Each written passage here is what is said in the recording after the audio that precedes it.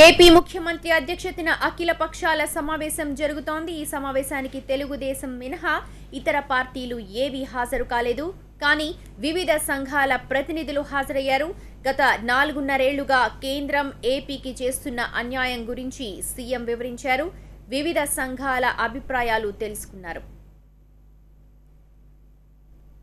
AP CM Chandrababu మాట్లాడుతున్నారు. ప్రత్యక్షంగా చూద్దాం.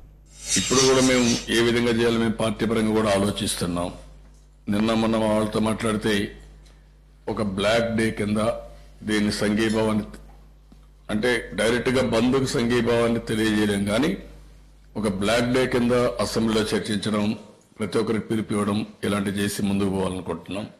ఫైనల్ గా ఒక అవేర్నెస్ కోసరం ఈ నెల 10th ప్రాంతంలో 10th కానీ 11th కానీ మీతో కూడా మాట్లాడి మేము ఒక అనౌన్స్మెంట్ ఇవ్వాలనుకుంటున్నాం.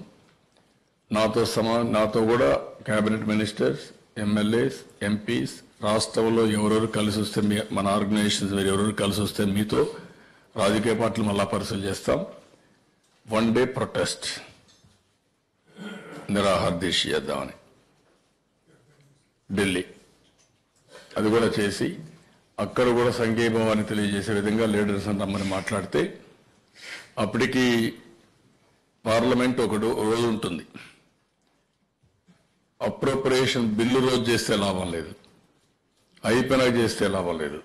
ముందే చేస్తే అప్పటికి కూడా స్పందించకపోతే then we have to fight. నాకైతే వీళ్ళు స్పందిస్తారని నాకు కనపడడం లేదు. బట్ ప్రయత్నం మాత్రం వదిలిపెట్టకూడదు. కన్సిస్టెంట్ గా ముందుకు పోవాలి. పర్సిస్టెన్స్కి ఎక్కడ లోపం లేకుండా చేయాల్సిన అవసరం ఉంది. ఇది బ్రీఫ్ గా. ఇప్పుడు మిగిలిన లీడర్స్ అందరూ కూడా ఎవరితో స్టార్ట్ చేస్తారు మీ ఇష్టం. ఈ పక్కనే స్టార్ట్ చేస్తారా, ఈ పక్కనే స్టార్ట్ చేస్తారా, లేదంటే ఆర్గనైజేషన్స్ వారికి స్టార్ట్ చేస్తారా? ఒక్క